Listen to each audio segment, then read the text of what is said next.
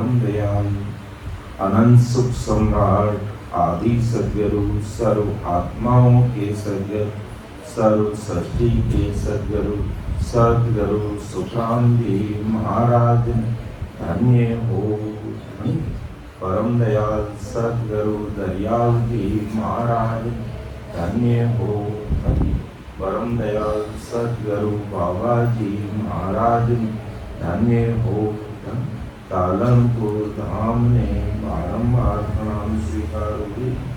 राम सभा में राम राम राम राम राम शरणो सतगुरु ध्याय को मुख हृदय हरिनाम नित भग संगत साधकी जीवन मुगत राम निमो निमो सुख राम जी राम संत गुरुदेव जन राघो वंदन करे चरण कमल की से निमो राम केवल राम सतगुरु सत भगवन जन सुख सारंगी वंदन करे आदि अंत के संग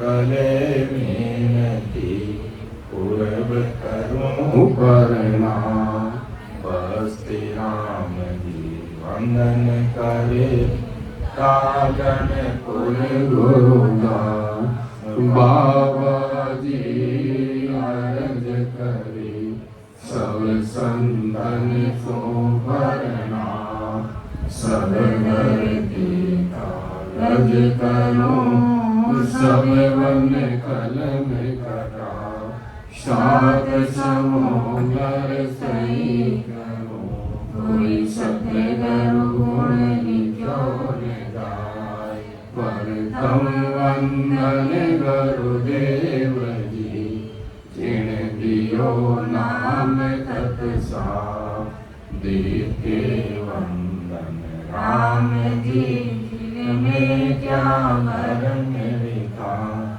देते वंदन सब संतजन अनंत कोटि जन सा त्यागी पद रज पर सता हंस उतर जवे पार गेडारी आदि बलि और गाँव की रागोगे अंजलिया कोई सायब राके टेक सायब राके टेक चार दिन मत जाओ तो फिर लगी उदास प्यास कर पाछो आओ मन हो जाटे रो नहीं निवरा करो मने ये डाली आगे भली और गाँव की निंदा नगर में सरो सकल नरना तेरा कुछ नहीं उसका उसको पार मेरा मन उजड़ होई बिन पानी मल मैल पगल कर धोवे सो तेरा गो सत बात भजन में निस दिन बंदिया दिन मेरो सिर नगर में होई गई निंदिया राम गुरुदेव जी को सीधी सीधी आनंद बार बार बार सीधी संदा सुप्रणाम परिक्रमा प्रणाम सहित सिरे न्यारी बड़ो भाई मेरे चाहे राम राय की जो भक्ति नाम कर जोड़ करुणा करो करुणा निदान आगे लागे मीठो राम नाम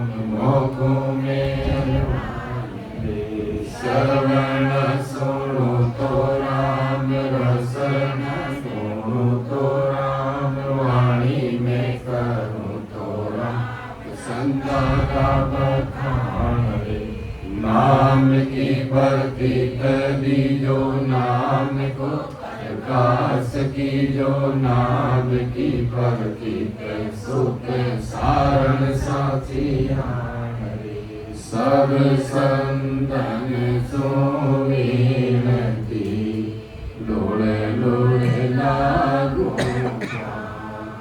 परा परम पद मोक्ष तीजो वेद बताई बार बार विनती करूं सांभल जो गुरुदेव परम धाम किन दावसी जके बताओगे परम दयाल अनंत सुख सम्राट आदि सज्जन सर्व आत्माओं के सद्गुरु सर्व सृष्टि के सद्गुरु सुखराम जी महाराज ने धन्य हो धन्य राम सवाने राम महाराज। उपस्थित हमारे समस्त राम सैनिक भाई बहनों को संत जनों को बारंबार कोटि कोटि राम राम सा प्रणाम। महाराज की कृपा से आज का विषय जो हमारा कंटिन्यू चल रहा है 2 दिन से तांत्या का समारोह। जब महाराज परमदयाल सतगुरु सुखराम जी महाराज टालनपुर में पधारे और सतगुरु रामदास जी महाराज और सुखराम जी महाराज को ज्ञान उपदेश करने के उपरांत जब महाराज उत्तर प्रदेश में बरेली के पास में उत्तर प्रदेश में बरेली के पास में पीलीभीत रोड पर ताराचंद्रेश्वर गांव में महाराज के अगले जन्म के यानी महाराज के साथ जन्मे हुए बड़े भाई तुलसा जी ने वापिस जन्म उत्तर प्रदेश में बरेली के पास पीलीभीत रोड पर ताराचंद्रेश्वर गांव में लिया। जब महाराज का किया हुआ वादा पूरा करना था,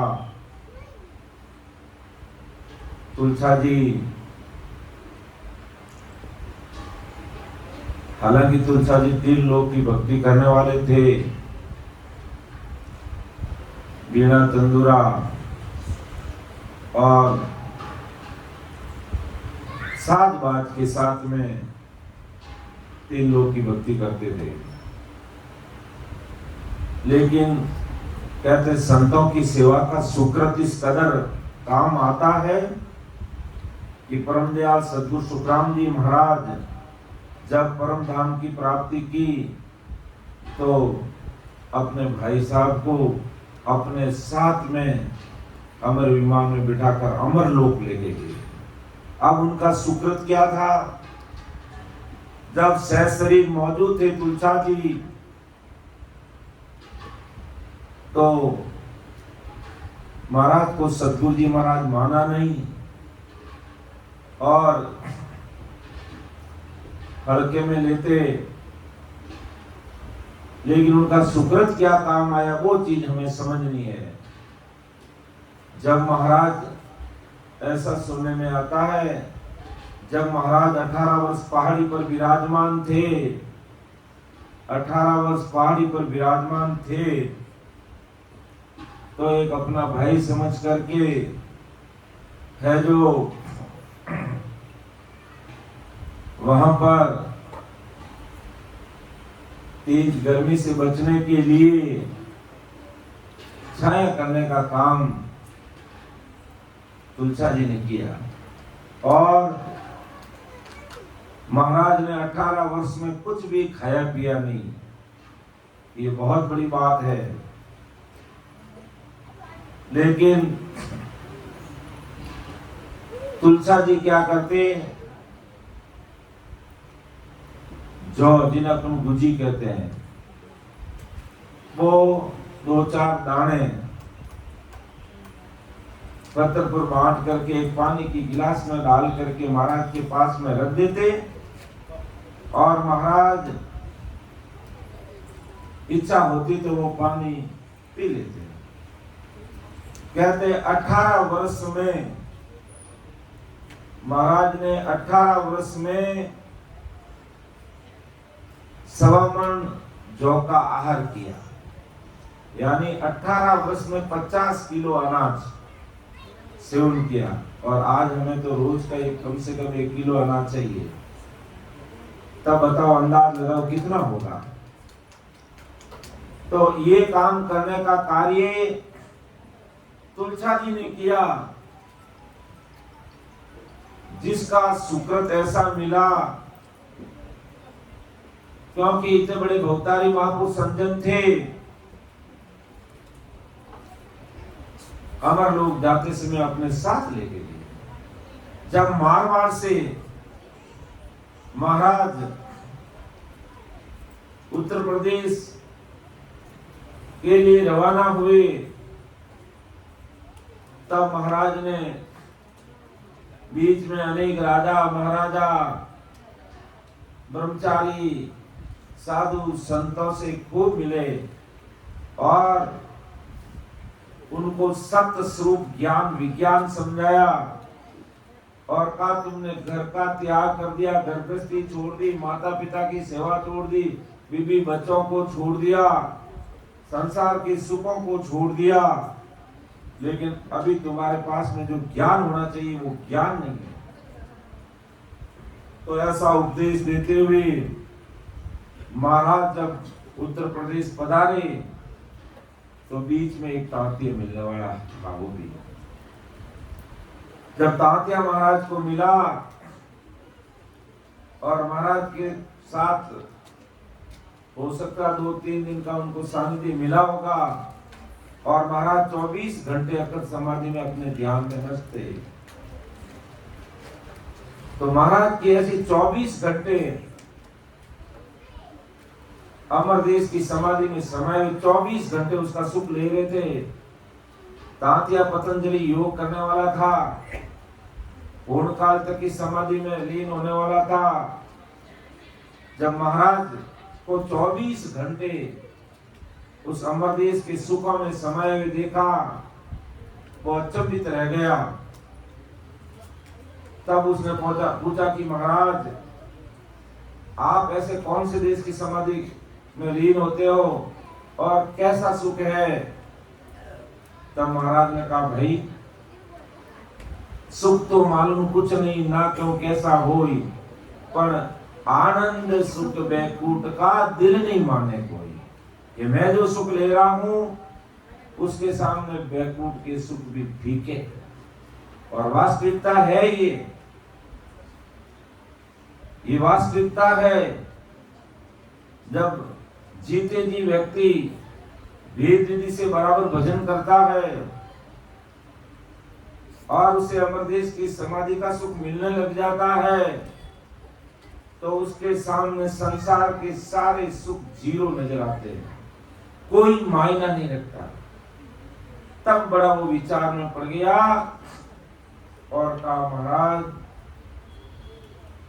समाधि में तो मैं भी जाता हूं, लेकिन जब तक लेता हूं तब तो उसका सुख रहता है, बाकी वैसा का वैसा हो जाता हूं। तब महाराज ने कहा कि तू तत्रूपी गुरुदेव पर शरण आवे, राम राम उपद शिवर गट नाम जगा ले।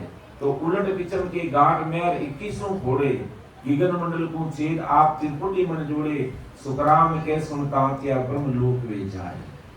ये अरे तांतिया, अगर तू ही उस जो मैं जिस सुख में गर्क हूं, मैं जिस सुख को ले रहा हूं, तू भी ले सकता है, लेकिन तुझे ऐसे तत्व रूपी संतों का सानिध्य लेना पड़ेगा जिनके पास में ये नैन तत्व है, ये अमर लोक की सता है, ये निजनाम है, ये कुदरत कला जिनके पास में है।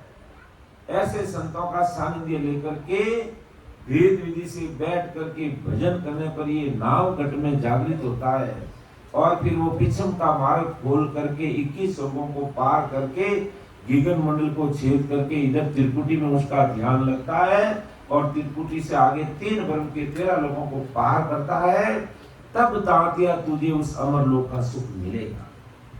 इसलिए ऐसे संतों का तुझे सानिध्य लेना पड़ेगा। महाराज ने तत्कालीन समय में तांतिया को अच्छी तरह से उसको समझाया और उसको कहा भी कि अगर तू ऐसा सुख लेना चाहता है तो इस भेद विधि से तुझे भजन करना पड़ेगा और दूसरा कोई उपाय नहीं है। बाकी अगर संसार की शारीरिक सुख चाहिए, शारीरिक पदवी चाहिए, दुनियादारी के सुख चाहिए, तो खूब सारी भक्तियां, खूब सारे मंत्र, आपको जो अच्छा लगे जाप कीजिए और संसार के सुख पाइए। लेकिन संसार के सुख वो क्षणिक है और कब मिट जाएंगे, कब गड़ जाएंगे, कब फूट जाएंगे, कोई भरोसा नहीं है। जो मैंने अभी आपको उदाहरण दिया था कि मां शक्ति का प्रदान 2 टुकड़े खा नहीं सकता है, बताओ क्या हालात होगी संसार के। इसलिए हमें जीते जी ऐसे महापुरुषों के अनभिवाही वचनों को सुनकर के भेद विधि से सिमरण करना यही अति आवश्यक है। इसलिए शुरुआत में ही हमने ये भेद विधि की बात की, राम स्मरण की बात की। तो अब महाराज तांत्या को समझा रहे हैं कि परख करे तू संत की हर मिलने के काज, तो आपारक कीजिए हरिजन कैसो साज, हरिजन कैसो साज फेरिया पारक कीजिए, ज्ञान ध्यान अरुषिक सूरत खेती पर दीजिए, सुख राम कहे सुनता तिया छोड़ भरम को राज, परख करे तुम संत की हर मिलने के काज। कि अरे तांत्या तुझे अगर संतों की परीक्षा करनी है, हर मिलने के काज, अगर तुझे राम जी से मिलना है और अगर उनके संतों की परीक्षा करनी है तो आप पारक कीजिए। क्या परीक्षा करनी है हमें? हरिजन कैसो साज, हरिजन कैसो साज फेरा पारक कीजिए, ज्ञान ध्यान और उसीक सूरत खेती पर दीजिए। कि अगर संतों की परीक्षा करनी है तो जो संत फरमा रहे हैं, अर्थात महाराज के अनविवाहिक वचन हमारे सामने ज्ञान गुरुदेव जी महाराज के रूप में विराजमान है।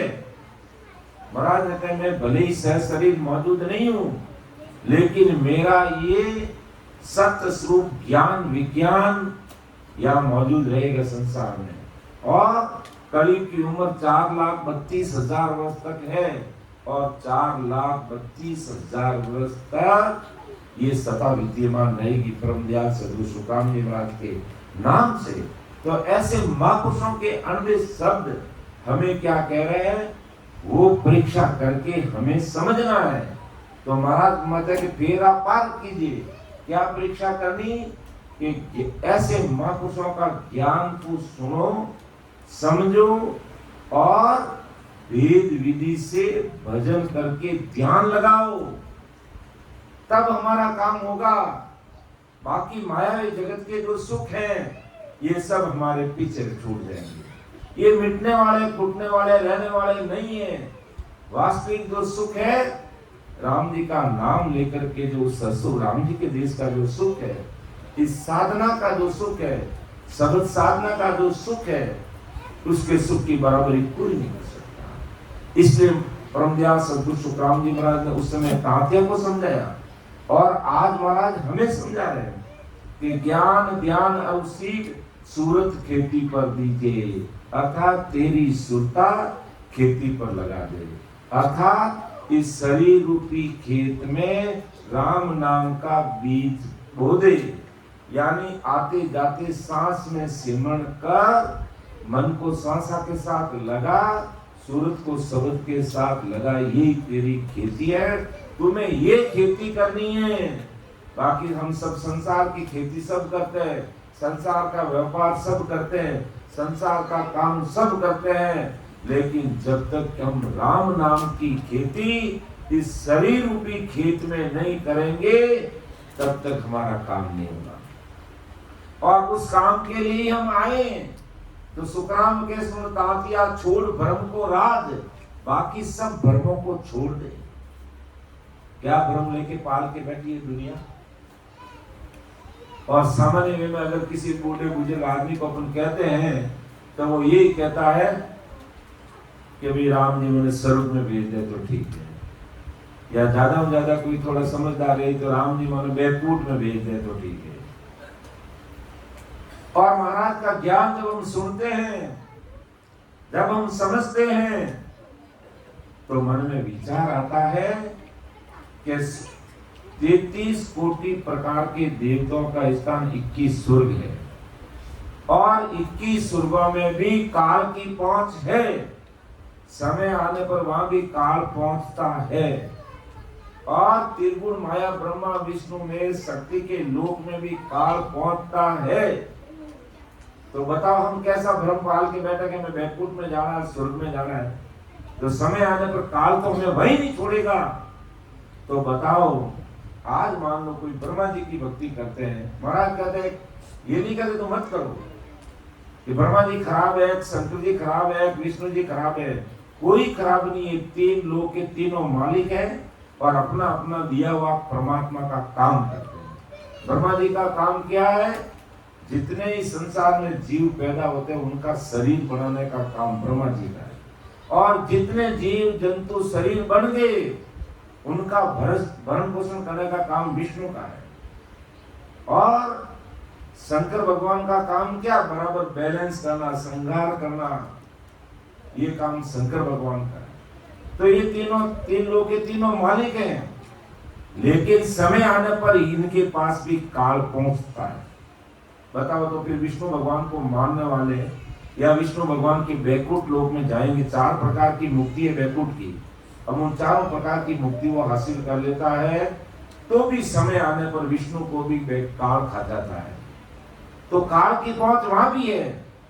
तो महाराज ये समझा रहे ताकि तू भ्रम छोड़, तू भ्रम लेके बैठा है कि मैं होड़काल की समाधि में लीन हो जाता हूं और तुझे काल नहीं पकड़ेगा, तुझे काल पकड़ लेगा। तू काल का चारा बन जाएगा, तू काल से परे नहीं हो सकता। तो इस प्रकार के अगर तू भ्रम पाल के बैठा तो इन भ्रम को छोड़ दे। परख करे तू संत की हर मिलने के काज। अगर तुझे वास्तव में परीक्षा करनी है राम जी से मिलने की, तो तेरी सुरती खेती पर दे दे, सुरत खेती पर दे दे, अर्थात तुम भक्ति में लग जा। लेकिन अज्ञानी जगत क्या करती है? अज्ञानी जगत क्या करती है? जब संत रात और दिन जोरावर भजन करते हैं, पहले वो भजन करते हैं कई वर्षों तक, और जब उनका पराक्रम दुनिया देखती है और हजारों भाई बहन उनके सानिध्य में आकर के राम स्मरण करते हैं, बड़े बड़े लोगों को सहन नहीं होता, बड़े बड़े लोगों को सहन नहीं होता, और उल्टा ऐसे संतों की परीक्षा लेना चाहते हैं। जो एक उदाहरण तो रात में दिया था, एक दूसरा उदाहरण और बताता हूं मैं किशनदास जी महाराज का। जब किशनदास जी महाराज सहज शरीर मौजूद थे टांकला में, तो आस पास के सब लोग बोलने लगे टांकला किसका? किशनदास जी महाराज का। और आज भी कहते हैं हम कि टांकला जाना है तो किशनदास जी महाराज का टांकला दर्शन करने के लिए। आज भी किशनदास जी महाराज का बहुत बड़ा भव्य धाम वहां बना हुआ है, और हम प्रणाम करते हैं, नतमस्तक होते हैं। और महाराज ने वहां पर खूब भजन सिमरन किया। लेकिन तत्कालीन समय का जो गांव का ठाकुर था उसको सहन नहीं हुआ, क्योंकि पहले जातिवादी प्रथा थी और किशनदास जी महाराज संयोग से मेघवाल थे। ठाकुर साहब को सहन नहीं हुआ, और जेठ के महीने में बाप जी, जेठ के महीने में टांकला का जो ठाकुर था वो किशनदास जी महाराज को क्या, मुझे फूक और मदिरा दीजिए, तरबूज। जेठ महीने में हमारे राजस्थान में बहुत तेज गर्मी पड़ती और वहां कोई फूक होता नहीं, बाजरी पैदा होती नहीं, कोई मदिरा पैदा होता नहीं। ऐसी परिस्थिति में अब किशनदास जी महाराज को, क्योंकि किशनदास जी महाराज दरियाव महाराज के पाटवी से जोरावर भजन सिमरन करने वाले, आस पास दूर दराज में उनका नाम दरिया महाराज की कृपा से। और ऐसे ही उन्होंने भजन ही किया है, सारा प्रताप भजन का है। आज जितने भी महापुरुष, चाहे हम संत दास जी महाराज से लेकर के आज दिन तक जितने भी संत, चाहे हमारे राजस्थान में हुए, चाहे हमारे महाराष्ट्र में हुए, चाहे और कई संत हुए, उन्होंने सब ने बैठ के राम स्मरण किया, भजन किया। और आज हम उनको धन्य धन्य बोलते हैं, नमस्कार करते हैं, प्रणाम करते हैं, दंडवत करते हैं, नतमस्तक होते हैं, उनके सामने उनका नाम लेते हैं। तो जेठ की भारी गर्मी में गांव का ठाकुर आकर के कहता है कि किशनदास जी, मुझे आप इतने बड़े संत हो, हजारों लोगों को ज्ञान देते हो, तो मुझे तो कोई छोटी चीज चाहिए। क्यों ठाकुर साहब, क्या मांगना बताइए? क्यों, हमें तो अभी के अभी मदिरा चाहिए और बाजरे का फूक चाहिए। किशनदास जी ने कहा, ये बेर ऋतु की चीजें तूने कैसे मांगी है? अभी तो वर्षा दिन ही हुई, कहां से फूक लाए, कहां से मदिरा लाए हैं? क्या नहीं, मुझे तो चाहिए।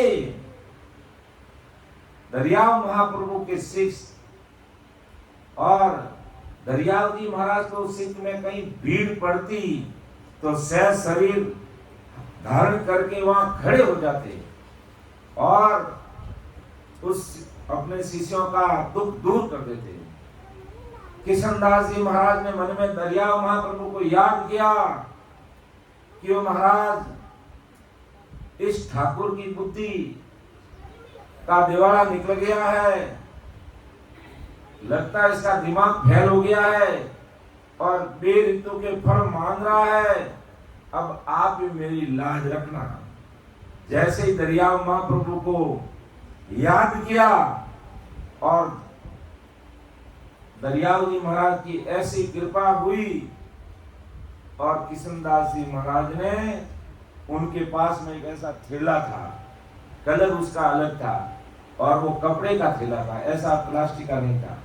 वो थैला अपना हमेशा, जैसे हमारा बाप जी रखता है ना, बाप जी का थैला कहाँ भाई? बाप जी आपका थैला कहाँ है? गाड़ी में, इधर नहीं है। हाँ, तो बाप जी जैसे थैला रखता है, वैसे के वैसे किशनदास जी महाराज भी थैला रखते हैं। अपना सामान डालने के लिए रखना ही पड़ता है, क्योंकि सत्संग में जाते थे, पैदल जाते थे। तो उस थैले में कहा, ठाकुर साहब, बेवृत्ति का फल है, मत मांगो। तो नहीं, मुझे आपको देना पड़ेगा, देना ही पड़ेगा। ठीक है। थैले को अपने पास में लेकर के दरियाव जी महाराज को याद करके अंदर में हाथ डाल करके कहो, लो ठाकुर साहब, मत्ती रो, भगवंता ने धन्य हो धन्य को मत्ती रो, कि आज के बाद में मत्ती रो, यानी उसके 7 पीढ़ी तक कोई औलाद पैदा नहीं हुई। क्यों मांगा ही मत्ती रो, मत्तीरा मांगा। क्यों? ये बेऋतु का फल है, मेरा काम पर्चा देने का नहीं है, ये मायावी प्रचार, मुझे ये मेरा काम ये पर्चा देने का नहीं है। और फिर भी तू जबरदस्ती करा रहा है, इसका परिणाम तुझे भुगतना पड़ेगा। ये मदिरा दे दिया, क्या दिया, तेरे आज से बात मत्ती रो। तो किशनदास जी महाराज ने जैसे ही मदिरा दिया, उसके पहले औलाद नहीं थी और उसके बाद भी कोई औलाद नहीं हुई और 7 पीढ़ी तक कोई औलाद नहीं, सब दत्तक पुत्र लेकर के, गोद ले लेकर के काम चलाया। और काले फूंक भी चाहिए, ये ले फूंक भी दे दिया, मदिरा भी दे दिया। तो भी कहते हैं विनाश काले विपरीत बुद्धि। जब विनाश काल आने का समय रहता, आदमी की बुद्धि विपरीत हो जाती है। इतने में संतोष नहीं हुआ। जब दरियाव महाराज की कृपा से हमें संतों की परीक्षा कैसे करनी चाहिए और हम कौन से अंदाज में जीते हैं, कौन सी परीक्षा करते हैं, ये महाराज हमें परम दयाल सद्गुरु सुखराम जी महाराज घुमाते हैं कि हमें राम जी से मिलना है तो इस सत्संग की परीक्षा करो। कि भी महाराज के अनवे वाई वचन सुनकर के, भजन करके हमारे घर में वो सता जाग रही नहीं जाग रही। जैसे रात की सत्संग में खूब सारे भाई बहनों को ये चीज मिली और वीरे व्याकुल हो गई पूरी राम सभा, जैसे पूरा का पूरा अमर लोक उतर करके आ गया और आया भगवंता ने धन्य हो धन्य। अरे हम संसार के काम के लिए रोते हैं, राम जी उसमें भी हमारी मदद करते हैं और हम अमर लोक जाने के लिए इस आत्म कन्या को परमात्मा से मिलाने के लिए हमारे आंखों में अगर आंसू की नदियां बहेगी तो क्या राम जी नहीं आएंगे? एक पलक में आएंगे, क्योंकि राम जी हमसे दूर नहीं है, हम राम जी से दूर है। राम जी हमसे दूर नहीं है, दूर हम हैं, क्योंकि हम जो परीक्षा करनी चाहिए उसकी परीक्षा करते नहीं और हम मायावी पर्चे चाहते हैं, हमें तो दुनियादारी के पर्चे चाहते हैं। तो जब किशनदास जी महाराज ने वो मदिरा और खून दे दिया, कहा ये तो ये भी कर दिया, तो भी उसने कहते विनाश काले विपरीत बुद्धि, ठाकुर साहब के मन में और गिलानी आ गई और ओछा भाव आ गया कि ये तो मेरा टांकला है। और सभी लोग कहते किशनदास जी का टांकला, किशनदास जी महाराज का टांकला। तो है जो का ऐसा काम नहीं होगा, इसका तो काम ही तमाम करना पड़ेगा। ऐसा घात विचार ली मन में, किशनदास जी महाराज को खत्म करूंगा मैं। वो ठाकुर साहब ने ऐसा विचार कर लिया और किशनदास जी महाराज है जो सत्संग के लिए नागौर पधारते, पैदल जाते पैदल आते और वहां नागौर में सत्संग करके शाम को वापस घर लौटते, सवेरे जाते।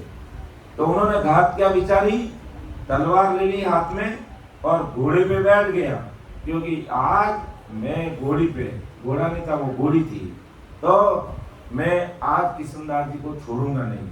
तो देखो कहते हैं जो सतस्वरूप साहिब के जो अवतार है, जो सतस्वरूपी राम नाम के लेवाड़ी जो महापुरुष संतन है, उनकी लाज शर्म वो सब रखते हैं, वो ही रखते हैं। बड़ा बड़ा जन संत समाधि ताकू है मेरी लाज, तो वो लाज रखते हैं, वो अपने पीड़ित की लाज रखते हैं। कहते हैं जब टांकले से महाराज किशनदास जी महाराज रवाना हुए तो उस ठाकुर के और महाराज के बीच में दूरी करीब 50 कदम की दूरी थी, करीब करीब। तो वो दूरी वो घोड़ी पर बैठ के घोड़ी को पीट पीट के दौड़ा रहा है और किशनदास जी महाराज अपने हिसाब से चल रहे हैं। लेकिन नागौर तक पहुंचे, वहां तक वही दूरी रही, 50 कदम की दूरी वो के हो रही और किशनदास जी महाराज के हाथ नहीं लगा सका, वो वहां तक पहुंच ही नहीं सका। और महाराज नागौर पधार गए। सत्संग कार्यक्रम होने के बाद जब वापस निकले, वो घात विचार के वहीं बैठा रहा, तो अब नहीं आया तो क्या हुआ, आते वक्त नहीं छोड़ूंगा। फिर महाराज किशनदास जी महाराज नागौर से वापस टोकला के लिए शाम के समय रवाना हुए, वही दूरी 50-100 कदम की दूरी, लेकिन फिर भी वही हाल हुए। जितनी दूरी थी वो दूरी वापस टांकले आए वहां तक रही।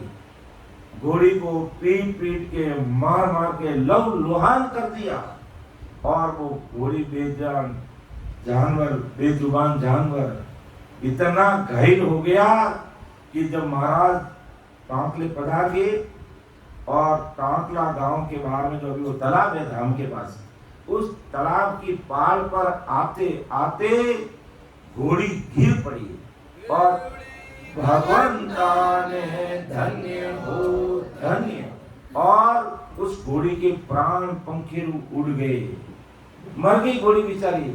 तो धड़ाम वो नीचे गिरी। किशनदास जी महाराज ने पीछे देखा और कहा, ठाकुर साहब बेचारा इस जानवर से तुमने क्या किया? नहीं बोलने वाला जानवर, पीट पीट के तूने इसे प्राण ले लिए और बेऋतु के तू मेरे से फल मांगता है। अरे कोई भक्ति भजन की बात मांग।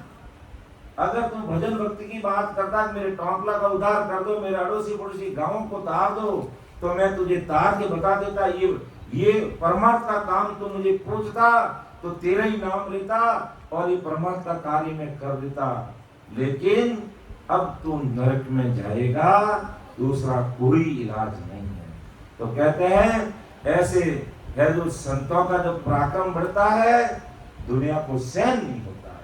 और ये पता नहीं कि संतों पर सत्य स्वरूप साहिब की कृपा रहते हैं और उनकी कृपा से ही, और वो साहिब ही संतों के पीड़ित की लाज रखते हैं। तो आज परम दयाल अनंत सुख सम्राट आदि सदगुरु सुखराम जी महाराज अपन सब भाई बहनों को समझा रहे हैं कि भाई हमें अगर संतों की परीक्षा करनी है तो ऐसे महापुरुषों के अनवैवाहिक वचन सुनकर वेद विधि से भजन करके हमारे अंदर में, जिसे निज नाम कहते हैं, कुदरत कला कहते हैं, सत्संग कर, वो प्रकट हुआ कि नहीं हुआ, उसकी अनुभूति हमारे कंठ पर आई कि नहीं आई, और आगे से आगे मैं अमरलोक के मार्ग की तरफ आगे बढ़ रहा हूं कि नहीं बढ़ रहा हूं, हमें ये परीक्षा करनी चाहिए। क्योंकि यही जो नयनचर है आज इस भौतिकवाद के युग में हमारी रक्षा कवच का काम कर सकता है, ये नयनचर कर सकता है। बाकी संसारिक माया की धन हमारी रक्षा नहीं कर सकता। दुनिया के हालात देखकर अपन अगर समझे तो महाराज ने तो आज से 300 साल पहले ये सारी बातें बता दी कि हेला दे दे संत पुकारे काल अचानक मारे। तो ऐसे हमें संतों की परीक्षा भजन से करनी है। महाराज के अनवैवाहिक वचनों को हृदय में उतार कर समझ कर हमें हमारे घट में प्रैक्टिकल भजन करके वो अनुभूति लेनी है। क्योंकि राम जी महाराज मिलेंगे तो इस घट में ही मिलेंगे। और आप देवी देवताओं की अगर सेवा करते हो, ब्रह्मा विष्णु महेश को मानते हो, तो उनके दर्शन भी तुमको इस घट में ही होंगे, बाहर नहीं होंगे। तो उनके भी देवताओं के दर्शन हो जाएंगे और ब्रह्मा विष्णु महेश मिल जाएंगे और तुम ससुर परमात्मा से देश में पहुंच जाओगे, अमर लोक चले जाओगे। और ये समय आज हमारे पक्ष का है, हमारे अनुकूल है कि हम भरतखंड में हमें जन्म मिला, ऐसे महापुरुषों के अनवैवाहिक वचन ज्ञान के रूप में हमें सुनने समझने को मिलते हैं। तो तांत्या अगर परीक्षा करनी है, अमरदेश की समाधि का सुख लेना है, तो ऐसे संतों के शब्दों पर तू खरा उतर। और जब खरा उतरेगा तो कैसी रीत बनेगी तेरे शरीर के अंदर, वो महाराज अगली साखी में हम सब भाई बहनों को समझा रहे हैं कि ध्यान समय सुन संत की आदत ठंडी होई, मस्तक से थी अतरहे कर पारक क्यों तोई, कर पारक क्यों तोई, नैन उलटर पट लागे एक कड़ा अधिक नाम शिष के घट जागी, सुख राम कहे सुनता तिया अनवे कागज होई, ध्यान समय सुन संत की आदत ठंडी होई। कि ये परीक्षा कर, तुम दूसरी परीक्षा नहीं करनी, तुझे ये परीक्षा करनी है कि तू भी ऐसा ध्यान लगा, ऐसे ससुर की समाधि में को ऐसे राम स्मरण में ध्यान कर कि तेरा शरीर ठंडा पड़ जाए एकदम। यानी ठंडा कब पड़ेगा? कहते मेरे तो हाथ पांव ठंडे पड़ गए, मेरे हाथ पांव काम नहीं करते। जब हमारा अंदर में ध्यान लग जाता है तो ऐसी स्थिति बनती है शरीर की। तो ताकि अगर तुझे वो अमरलोक का सुख लेना है तो ऐसे जो संतों ने आगे भजन करके ये बात लिखी है, ये बात अपने भी प्रैक्टिकल होगी, लेकिन होगी कब? जब महाराज ने फरमाया ऐसे हम भजन करेंगे। तो ध्यान समय सुन संत की आदत ठंडी हुई और मस्तिष्क से थी अतरहे कर पारक तो, और केवल पूरा शरीर ठंडा पड़ जाता है और केवल ये मस्तिष्क थोड़ा सा गर्म रहता है, बाकी पूरा का पूरा शरीर ठंडा पड़ जाता है और वो भक्ति में लग जाता है। जैसे महाराज बताते हैं कि संत 2 बार मरते हैं, 2 बार शरीर छोड़ते हैं। शरीर तो एक बार ही छोड़ते हैं, लेकिन 2 बार मरते। कैसे?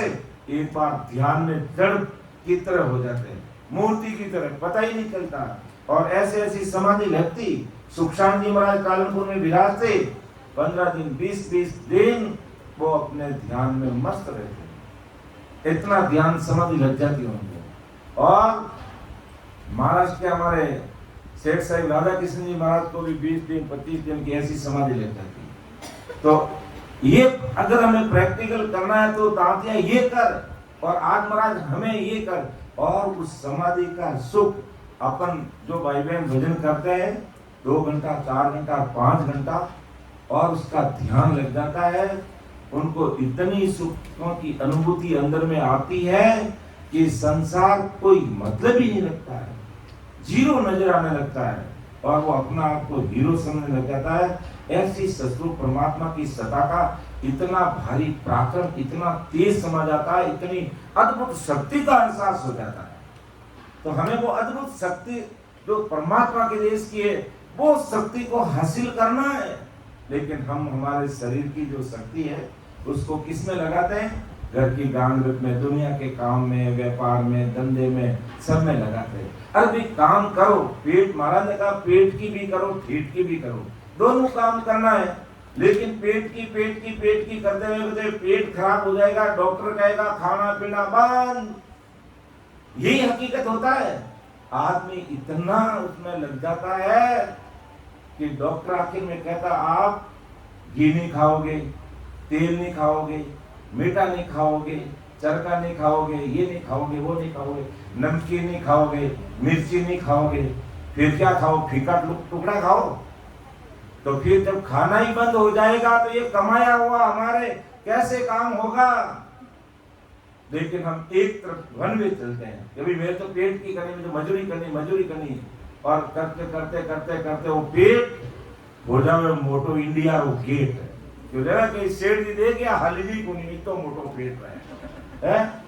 तो वो पेट कह रहा है तो वो पेट हो जाए इंडिया रो गेट, वो पानी नहीं पिए, वो पिए घासलेट, वो मारो मोटो सारो पेट। अबे उन पेट में मैंने डॉक्टर मना कर दे खाने वाले थे।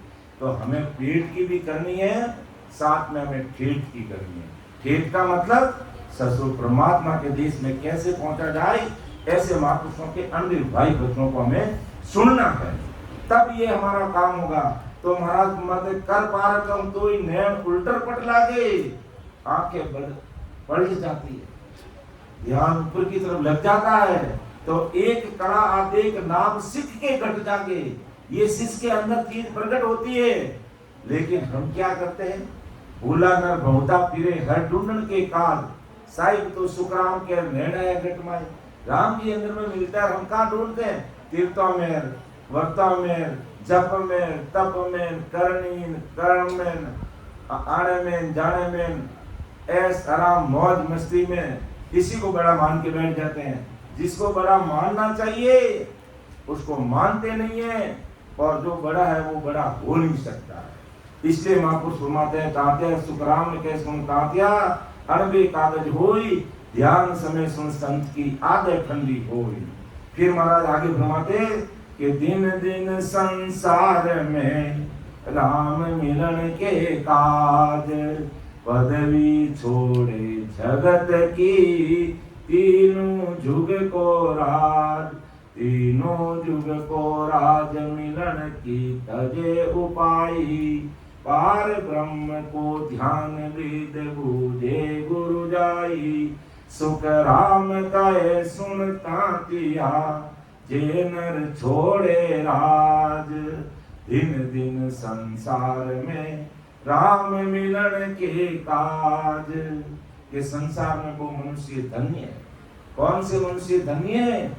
कि दिन दिन संसार में राम मिलन के काज, पदवी छोड़े जगत की, के जगत की पदवियों से परे उड़ जाते हैं, मान बड़े से वो ऊपर उड़ जाते हैं, और तीन जुग का भी अगर कोई राज है तो उसको भी छोड़ कर किनारा कर देते हैं कि तीनों जुग को राज मिलन की तजे उपाय, कि वो कैसे मिलता, उनके सारे उपाय छोड़ देता है और पार ब्रह्म को ध्यान भेद बुझे, या पार ब्रह्म यानी ससुर परमात्मा के देश में जाने का भेद को पूछता है। हे राम जी मैं देश की प्राप्ति कैसे करूंगा? सुखराम के सुन तात्या जे नर छोड़े राज, दिन दिन संसार में राम मिलन के काज। अर्थात महाराज कहते हैं कि दुनियादारी के जो पदवियां प्राप्त करने के लिए, संसारिक पदवी पाने के लिए, संसार का राज प्राप्त करने के लिए आदमी को कितने हथकंडे अपनाने पड़ते हैं, और वो ऐसी बड़ी पदवी को हासिल करता है, और इतनी बड़ी पदवी को त्याग करके राम मिलने का उपाय इस घट में ढूंढता है। तो महाराज माते वो जीव धन्य धन्य है, इस संसार में उनकी बराबरी कोई नहीं कर सकता। ऐसा परम दयाल सद्गुरु सुखराम जी महाराज ने उस समय तांतिया को समझाया, और अब महाराज हमें समझा रहे हैं। तो हमें महाराज के अनिर्वाही वचनों पर गौर करना है, विचार करना है कि संसार का सब सुख हमें मिल रहा है राम जी की कृपा से, तो हमें अमर लोक के सुख कैसे प्राप्त होते हैं उस पर जरूर चिंतन करना, मनन करना, विचार करना और खूब भजन करना है। 1 घंटा 2 घंटा, अगर कोई आज दिन तक मान लो भजन नहीं करे तो उसको आज से 1 घंटे सिमरन करना है। और अगर कोई आज 1 घंटे सिमरन करता है तो उसे 2 घंटे करना है, और 2 घंटे करते तो 3 घंटे भजन करना है। तब तो ऐसी सत्संग सुनने की सार्थकता सिद्ध होगी। और नहीं तो फिर कथावाचक की तरह कथा सुना दी और श्रोता सुन लिया, घर चले गए। लेकिन रिजल्ट क्या मिला इस सत्संग का, इस सत्संग आयोजन का फिर परिणाम क्या निकलेगा, फिर परिणाम क्या निकलेगा इस ऐसी सत्संग। आप निकल लिया ऑफिस आ गया और शिवलों बात रही है ना, और उन्हें क्या ठीक है। तो हमें विचार करना है कि आज हमने महाराज के अनुभव वचन सुने हैं तो इन पर हमें खरा उतरने का प्रयास करना। तो समय का भी तकाजा है, मैं थोड़ा ज्यादा अब नहीं बोलूंगा क्योंकि हमारे महाराष्ट्र के संत श्रेष्ठी तारा सिंह जी बाबू पधारे हुए हैं और बहुत गूढ़ रहस्य की बातें संसार के दृष्टांत के साथ में हम सबके सामने रखेंगे। तो मैं मेरी वाणी को विराम दूंगा और परम आदरणीय हमारे रेस्पेक्टेड संतों से निवेदन करूंगा कि आप अपने मुखारबंद से हमें महाराज के अनुभव वचनों से लाभान्वित करेंगे। तो कुछ क्षणिक समय में मैंने बोलने का प्रयास किया है, उसमें भी मेरे से भूल चूक हो सकती है, आप उसको अन्यथा मत लेना। ये सब महाराज का ज्ञान है, महाराज ने जैसा लिखा वैसा बताना हमारा सामर्थ्य नहीं है, लेकिन फिर भी एक छोटा सा प्रयास है कि महाराज के अनुभव वचन जन जन तक पहुंचे।